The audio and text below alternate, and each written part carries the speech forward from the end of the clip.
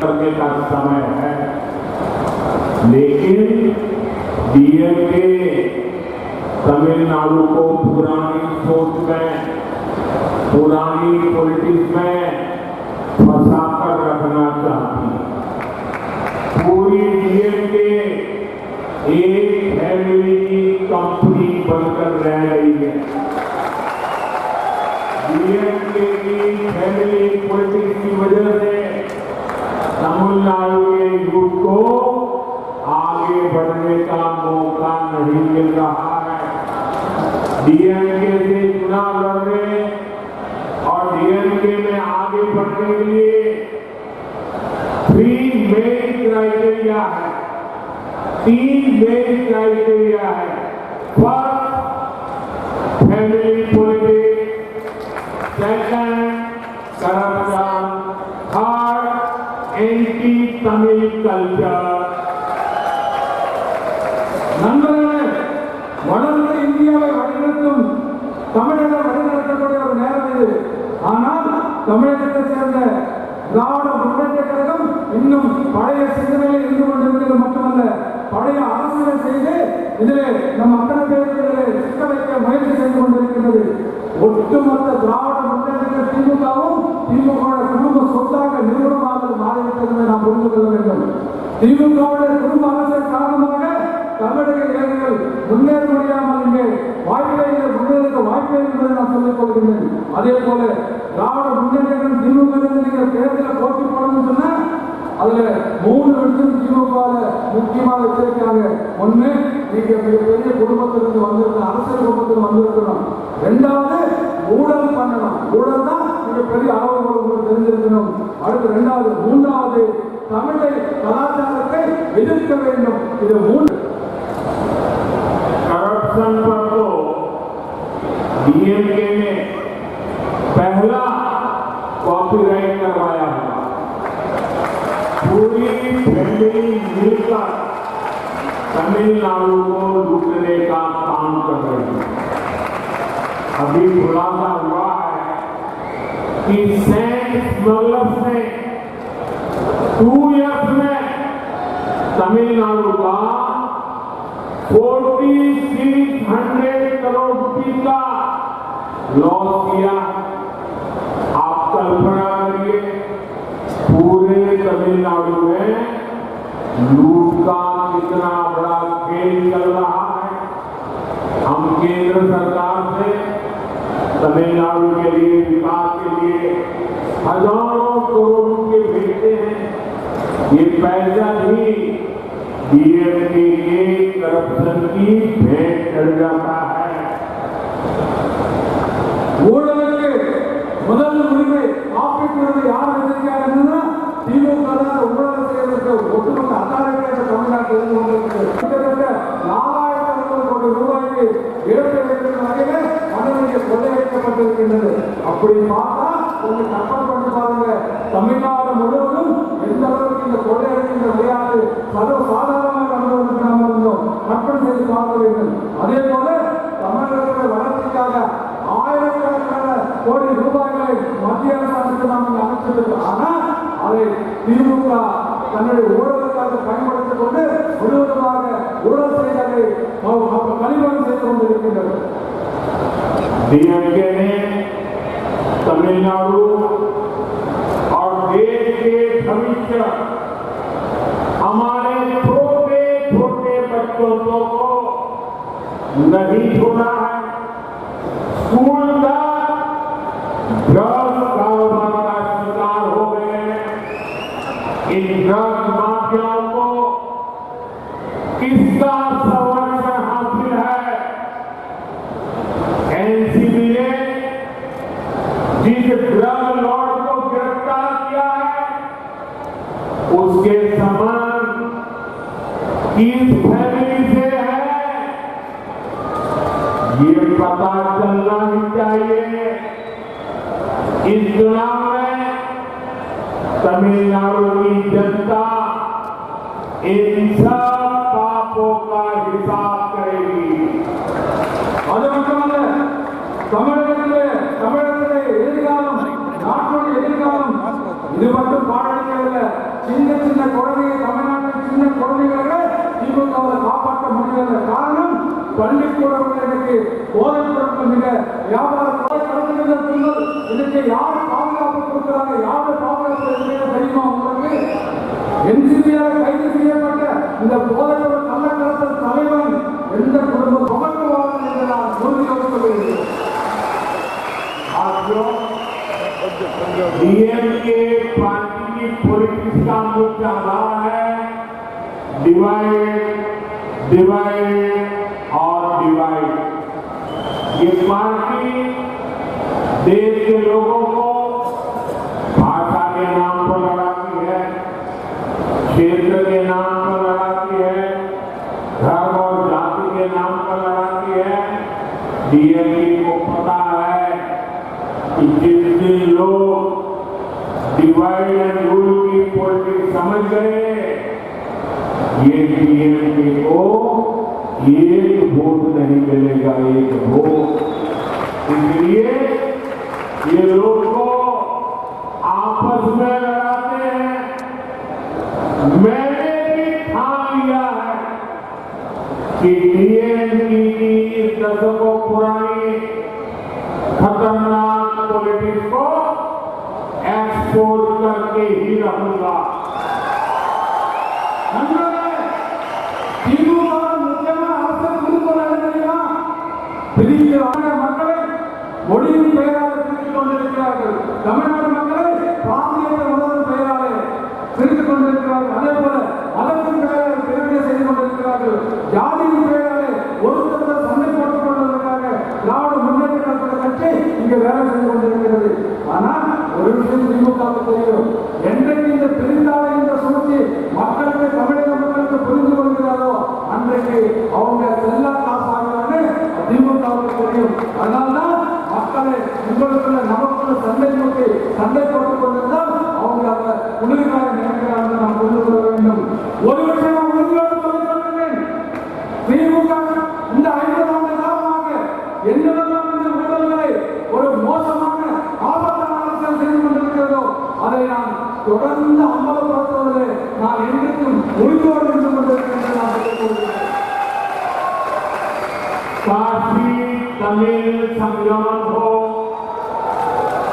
सौराष्ट्र तमिल संगम हो, मेरा प्रयास होता है कि पूरा देश हमारी महान तमिल संस्कृति को जाने। और आज जब मैं वेलूर आया हूँ तो मैं काशी का सांसद हूँ, आप सबको कहता हूँ आप काशी आइए, मैं निमंत्रण लेने आया हूँ।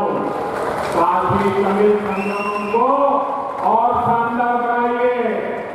दूसरा, मैं गुजरात में पैदा हुआ हूँ, यहाँ भी गुजरात के बहुत परिवार रहते हैं, सैकड़ों परिवार है यहाँ हमारे कच्छ के। मैं आपको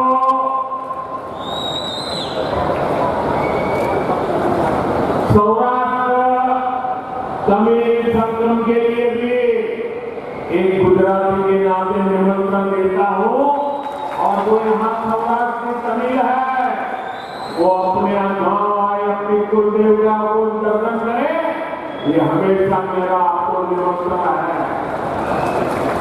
मैं यूनाइटेड नेशंस में तमिल भाषा में बोलने का प्रयास करता हूं ताकि पूरी दुनिया को पता चले कि हमारी तमिल विश्व की सबसे प्राचीन भाषा है। मेरे इन प्रयासों के बीच डीएमके की सच्चाई क्या है?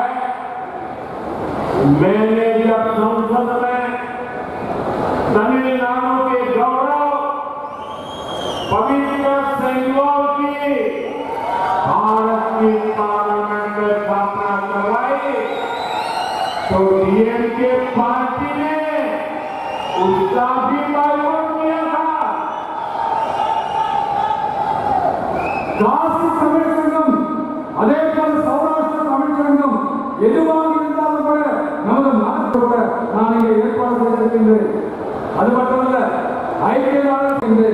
ஆனால் செய்வது மட்டுமல்ல, உலகத்திலேயே மிகவும் பழமையான மொழி தமிழ் மொழி என்பதை உலகம் முழுவதும் சொல்ல வேண்டுமா? நாம் முயற்சி செய்து கொண்டிருக்கின்றோம்.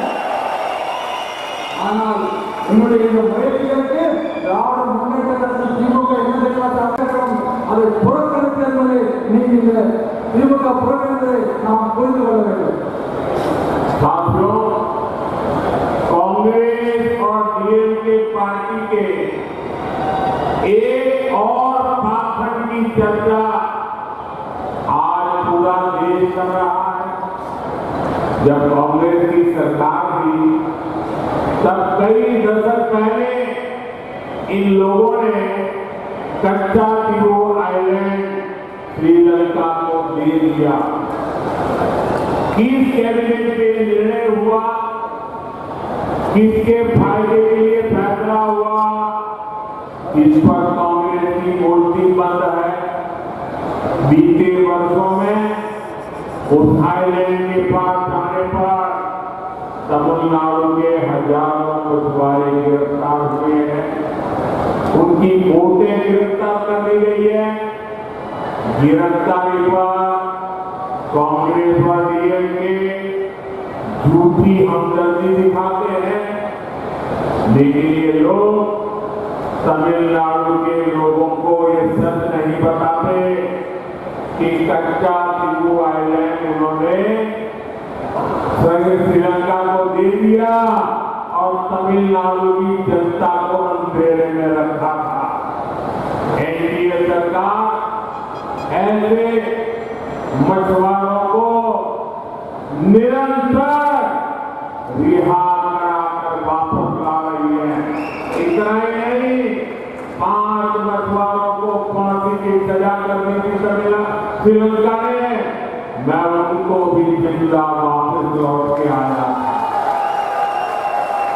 डीएमके कांग्रेस सिर्फ मछुआरों के ही नहीं बल्कि देश के भी गुनहगार है। நண்பர்களே, இன்று நாடு முழுவதும் காங்கிரஸ் திராவிட முன்னேற்ற திமுகவுடைய ஒரு போலியான முகம் என்று மக்களுக்கு புரிந்து விவாதித்துக் கொண்டிருக்கின்றது. காலை வாக்கு கொடுத்து விட்டார்கள். எந்த அமைச்சர்கள் விடுவிக்கப்பட்டது அத்தனை பேருக்கு தெரியும். யாருடைய நலனுக்காக நிறுத்தப்பட்டது மக்களுக்கு தெரியும்.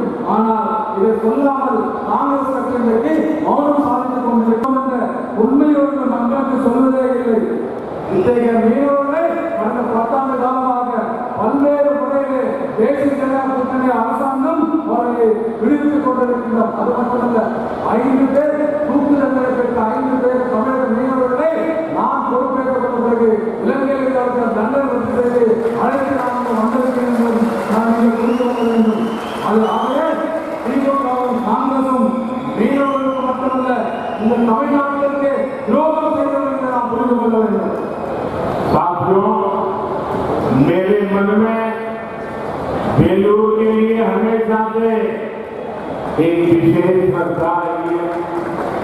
जब मैं गुजरात का सीएम था तब भी मैं श्री पूर्ण नारायण मंदिर यानी गोल्डन टेम्पल आया। तमिलनाडु को शक्ति की उपासना करने वाले लोगों की धरती, लेकिन इंडियन के लोग इसी शक्ति का भी अपमान करते हैं। आपको याद होगा कांग्रेस के युवराज ने क्या कहा है, हिंदू धर्म में जो शक्ति है वो शक्ति का विनाश करेंगे। यही मानसिकता डीएमके की भी है। ये लोग एक सनातन के विनाश की बात करते हैं, राम मंदिर का बहिष्कार करते हैं। நண்பர்களே, வேலூரில் எனக்கு எப்பொழுது தனியான ஒரு மரியாதை இருந்து கொண்டிருக்கிறது. நாம் புரிந்து கொள்ள வேண்டும். இந்து மதத்தில் இருக்கின்ற பெண் சக்தியை நான் அழிப்பேன் என்று இந்த காங்கிரஸ் கட்சியின் இளவரசர் ராகுல் காந்தி இந்து தர்மத்தை அழிப்பேன், இந்த சக்தியை அழிப்பேன் என்று சொல்லிட்டு உங்கள் அத்தனை பேருக்கும் நினைவிருக்கலாம். திமுக மட்டும் சரியில்லை, திமுக அதே மனநிலை தான் உங்களுக்கு. சனாதனத்தை அழிக்க பேசலாம். அதே போல ராமர் கோயில் புறக்கணிப்பு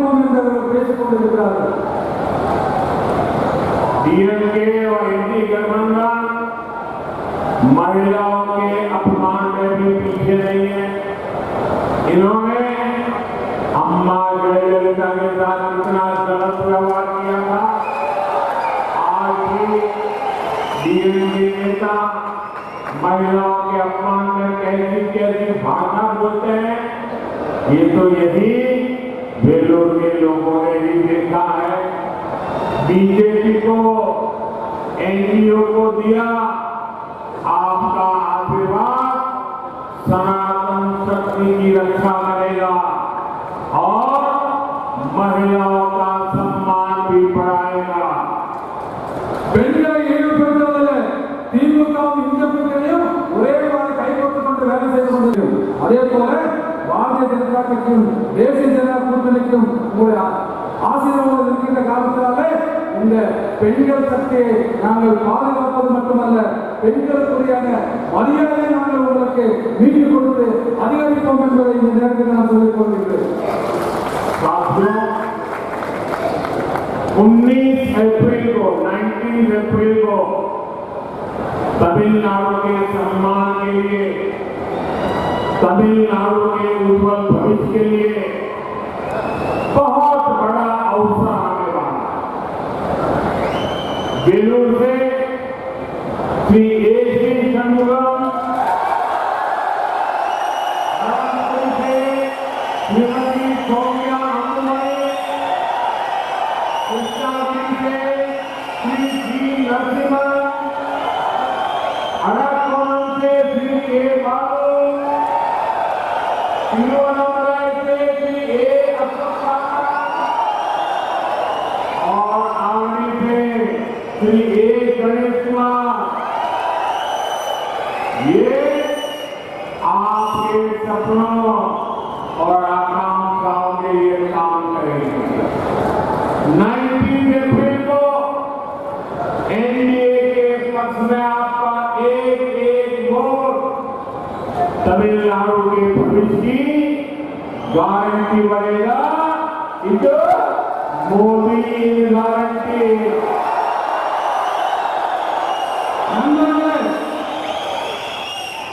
நண்பர்களே, வருகின்ற ஏப்ரல் 19ஆம் தேதி நாம் காப்பதற்கும் நமக்கு அருமையான ஒரு வாய்ப்பு வந்திருக்கின்றது.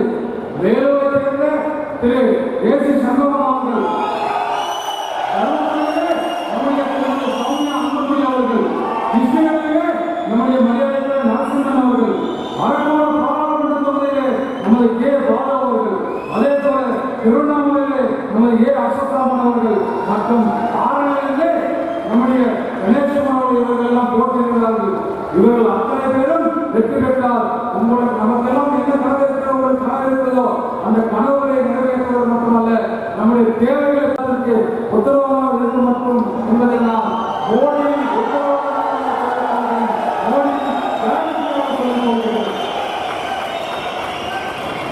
देखिए, मैं आपका परिचय करवा रहा हूँ और मुझे वहाँ एक बाल प्रभु राम के वेश में उसके दर्शन हो रहे हैं। मैं आपको ये भी बताना चाहूंगा कि मेरे भाषण, मैंने पहले भी कहा था, मैं तमिल बोल नहीं पाता हूँ, लेकिन मैं आपके साथ जीना चाहता, मेरे दिल में आपको रखना चाहता, आपके दिल में मैं हमेशा रहना चाहता।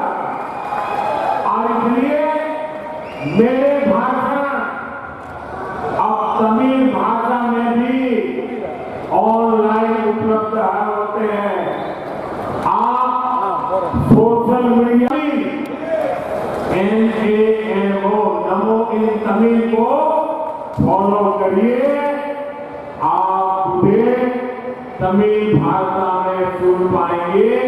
ये टेक्नोलॉजी का मैं उपयोग कर रहा हूं और मेरा एक आपसे प्रार्थना है, मैं आज वेल्लोर आया हूं, मेरी आपसे प्रार्थना है कि आप घर घर जाइए और हर परिवार में जाकर के बताना कि अपने मोदी जी वेल्लोर आए थे और मोदी जी ने आपको वणक्कम भेजा है।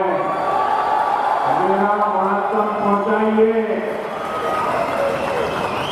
நண்பர்களே, உங்களை மகிழ்ச்சியெல்லாம் பார்த்து நான் பயன்படுத்திக் கொண்டிருக்கிறேன். அது மட்டுமல்ல, நான் வேலூருக்கு வந்திருக்கின்றேன். இது அத்தனை வீடுகளாக செல்லுங்க வேலூர் பாராளுமன்றத்திலே அத்தனை மக்களுக்கு சொல்லுங்கள். மோடி வேலூருக்கு வந்திருந்தா அவருடைய வணக்கங்களை தெரிவித்தார், அவருடைய வாழ்த்துக்களை தெரிவித்தார் என்று ஒவ்வொரு வீடாகவும் நீங்கள் வாழ்த்துக்களையும் சொல்ல வேண்டும் என்று கேட்டுக்கொள்கிறேன். आज सबका इतनी बड़ी विशाल संख्या में हमें आशीर्वाद देने के लिए आए, मैं आपका हृदय से बहुत बहुत धन्यवाद करता हूं। वणक्कम। இளைஞர்களே, இவ்வளவு பெரிய ஒரு கூட்டத்திலே எனக்கு ஆசீர்வாதத்திற்காக, எனக்கு ஆசீர்வாதத்திற்காக இத்தனை பெரிய கூட்டம் வந்திருக்க உங்கள் அத்தனை பேருக்கும் என்னுடைய நன்றியை, மனமான நன்றியை தெரிவித்துக் கொண்டு உங்கள் அத்தனை பேருக்கும் என்னுடைய வணக்கங்களை தெரிவித்துக் கொள்கிறேன். நன்றி, வணக்கம்.